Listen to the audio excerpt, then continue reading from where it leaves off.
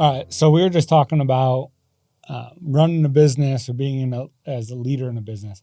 There's all these things that we're constantly like in our minds, and we need to be able to compartmentalize.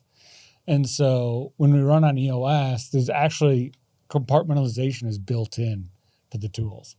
Yeah. And I always explain my brain is a spreadsheet. So I just got to take something and figure out what row and column does it live in. And that's compartmentalizing, right? Mm-hmm. And I think that, the 4 parts from an EOS perspective are annual objectives. Well, what are the annual goals, right? Mm-hmm. That's one thing. What are the rocks, the priorities that are going to keep us on track to get there, right? What are the to-dos, the things that we got to do this week to keep the rocks on track? And then, hey, what's an issue? What's getting in the way? Yes, absolutely. And I think those 4 things, when you really think about, one, the order is really important. You need to compartmentalize and have a 1-year goal. You need to compartmentalize and have priorities, right? But it's just super powerful. And really everything nicely falls into a folder. Yeah, everything has a home. Yeah. Right?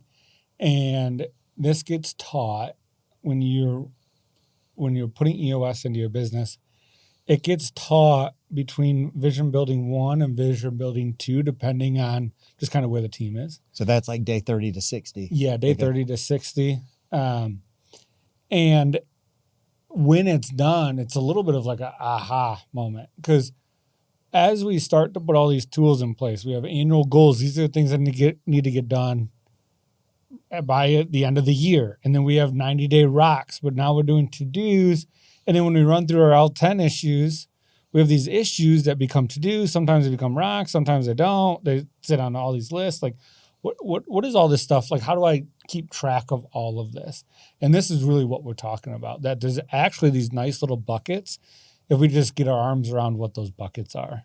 So that first one is annual goals, right? And that lives on our VTO on the traction side. These are the items that need to get done by the end of the year. Yep. And we look at these and we check in on these every 90 days. And I stumbled before EOS. I just stumbled on this idea of it's really hard to get to cast vision or get strategic or set outcomes in a way where you let go of the current state constraints, right? So, but if you say, like, in an EOS, you've got a 10-year target, a 3-year picture, and then you got your 1-year vision. 1-year goals, but just the 1-year goals themselves would be like, hey, when we get to the end of the year, what is good? And when looking back, what does success look like? 100%. And you're defining that, all right, this is what success looks like. Then, all right, well, how will we know that? Oh, here's the things. Well, you just created the objectives and the goals that you're going to try to hit. 100%. If we got clarity on that, everybody we'll be high-fiving and celebrating on January 1st of next year if we do these things. Now, where are we today? And what are the rocks that we got to do in the nenext 90 days to actually get us moving towards that? Like the first step is nothing until there's a rock, right? Because we got to know what we're going to step into in order to keep us on track. And I think it's important to know the mindset we're in when we set our annual goals. When we set our annual goals, we don't set our annual goals until the second day of annual planning. The first day of annual planning is much higher level perspectives. Where are we going to be in 10 years? Yeah. Who do we want to be, right? What's our marketing strategy? What does it look like in 3 years on our way to our 10-year? So we come into day 2 with this really nice vision of where we need to go long term, and then we build our annual goals. We don't build our annual goals based on what's getting on our way today. Correct. It's how do we need to get to where we need to be in 10 years. Yeah. And so you have this really heightened perspective when you build annual goals. So then those become this is what we need to do by the end of the year. And that's going to drive the building of the 90-day priorities. And I think that's even like just the purist in me says like they're called goals. They're not objective end goals. Yeah, they're goals. Yes. Right? Yes. Because when I say goals, let's have meeting. Yeah. So, but when I say goals, I want everybody to know what I'm talking about. Yes. I want everybody in the company to say, when I say this is our goal, they say, okay, this needs to be done by the end of the year. Yep. And we're going to take rocks throughout the quarter to make sure that we achieve that goal. Yep. And I just, if you visualize this, it's like, hey, if you pan out, I can see that there's a flag on the top of the mountain, 2 mountains over, right? But I can't see how to get there. No. Right. But when you know where you're headed and then you know what your priorities are, it's in essence, it becomes the map and the guide to say, start here. This is the trailhead. Your VTO is now your trailhead. The 1 year goals are now we can see where we're going to get to. And EOS itself becomes the guide, gives you the map on how to go about getting there, and gets everybody marching in the same direction. 100%. So our goals, we write SMART: specific, measurable, attainable, realistic, and time bound, right? So we write them in a way that when we get there, we know they were done or not. Yep. Right. So that's the first compartment, are these things called goals. And we have 12 months to achieve them. Then we need to break it down. We don't work on goals. We work on rocks to achieve our goals. So the second compartment are rocks, which is our goals broken down into 90-day chunks. Sometimes you take the whole chunk in 190 days. Yeah. Sometimes you need to break it out all year. Sometimes there's something that came up that's really important for us to achieve that's kind of in the middle of those items, right? So like our rocks are now things that we work on to achieve in a 90-day period. Absolutely. So that's the second compartment that helps us stay focused towards our goals. So the first one is goals, second is rocks. Now we get to our third, which is to-dos, right? And to-dos are weekly action items. So these are things that can get done in a week. I'll allow you to stretch to 14 days, but not more than 14 because that's just a rock. Yep. Right? But weekly action items that we can take. And those weekly action items, this is part of the discipline, I think the intellectual discipline of EOS and the Elton Cadence is the weekly action items were created because there was a priority or there was an issue or there was something to be solved and the next step needed to be taken.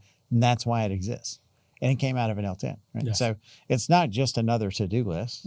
It's not this is your commitment to this team. 100%. That we had a discussion. There was an action item. You owned it. You're going to do it and report back that it was done. Absolutely. And if you want to learn more about effective to-dos, go to the episode where we talked about the level 10 meeting, part 1, because we go deep into what the issues list should be, which is driving our to-dos, where it should be items like the rocks should be driving the issues list, the scorecard. So where our to-dos that we're committing to that team in a weekly basis are things that are moving the needle and gaining traction for us.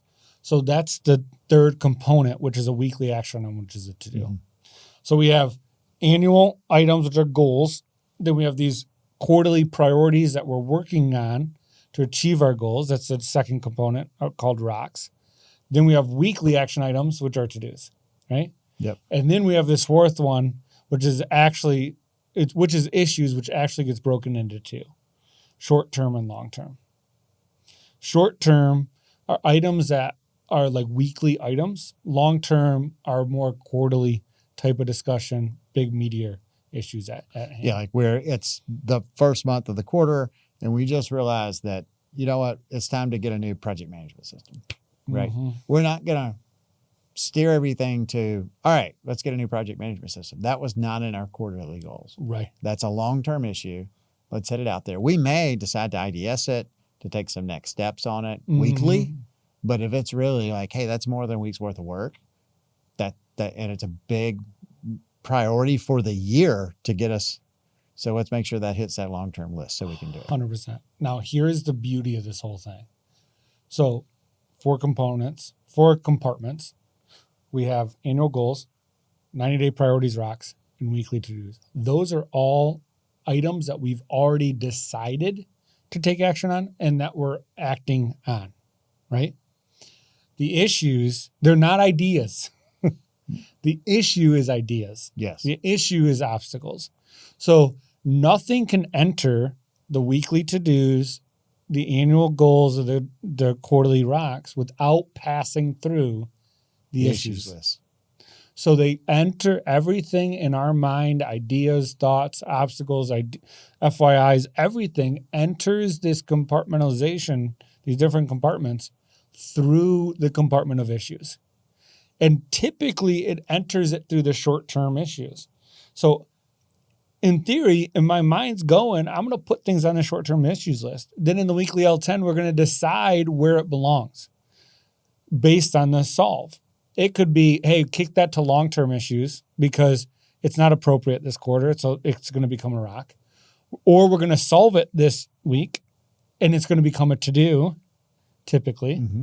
Or it's going to stay on the short term until it's appropriate, right? And then the long-term issues list, we're going to look at in our quarterly pulsing, and that typically is going to drive quarterly rocks and or annual goals. And where it gets really cool is when the rhythm is set, everybody is participating in EOS. They're putting their issues in. Then what you actually see is I put an issue on the list. It became something big and meaningful, right? That's now become a rock. And employees actually get to see that, I put this issue down. And now I'm actually saying that people agree that it's of concern. It is a priority. And then next quarter, that potentially becomes a rock because it's helping us get us to the annual goals. Like it really is this whole bottom up thing 100%. To where if you just get the discipline down, then you're either everything's a no, maybe yes, right? And if it's like, hey, yes, solve, that's moving.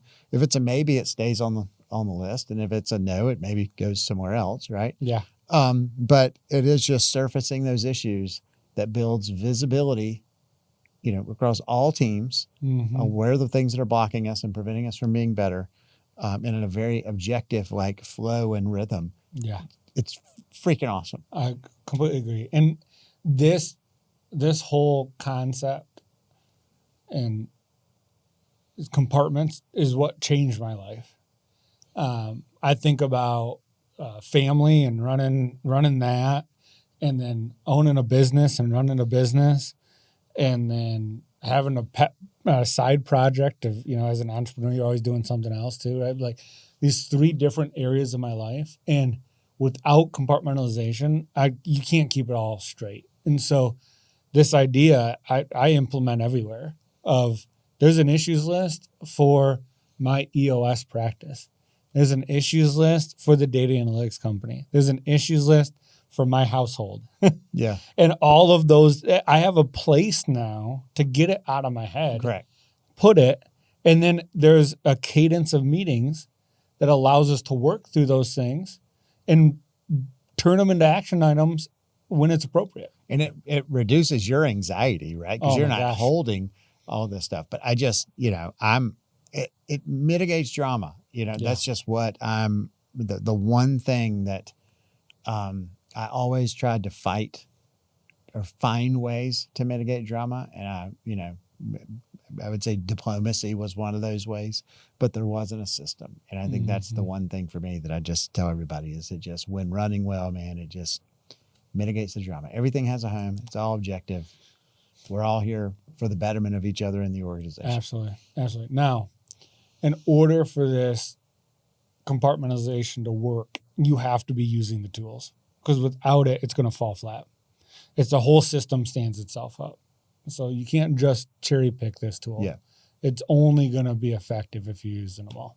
And that's the compartmentalization of the team and the issues in EOS, right? Yes. There's also, you mentioned Delegate, Elevate, right? There's tools now of like, all right, let me compartmentalize myself. Yes. And evaluate myself with Delegate, Elevate. Yeah, which I think we need to go deep into Delegate and Elevate because there's a lot there. But essentially, when I think about delegating and elevating, I'm thinking about delegating thought and ownership of things, so I don't have to own the thought and ownership. Somebody else needs to own, and we use the accountability chart to do that. And then elevate is truly trying to elevate people around and like getting them to step into their unique ability to being in a place that they are love, right? And they are full of energy and they're not drained by the activities they're doing. But there's a way to compartmentalize the day-to-day tasks into 4 quadrants that helps us to understand what those items are that we can delegate and help somebody else elevate as well, which I think we can go deep into that on another one. I think on this one, if you want to like just there's a really good YouTube video, and I believe if you go to eosworldwide.com EOS.com/compartmentalize. It'll take you to a blog with the YouTube video.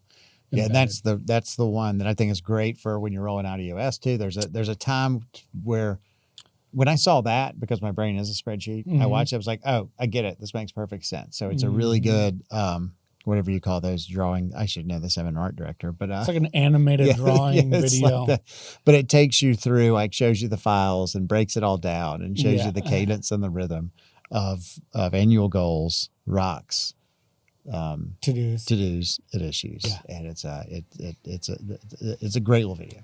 Absolutely. So we'll link it here somewhere. If this is YouTube people will link it. Spotify people, EOSworldwide.com/compartmentalize. Yes.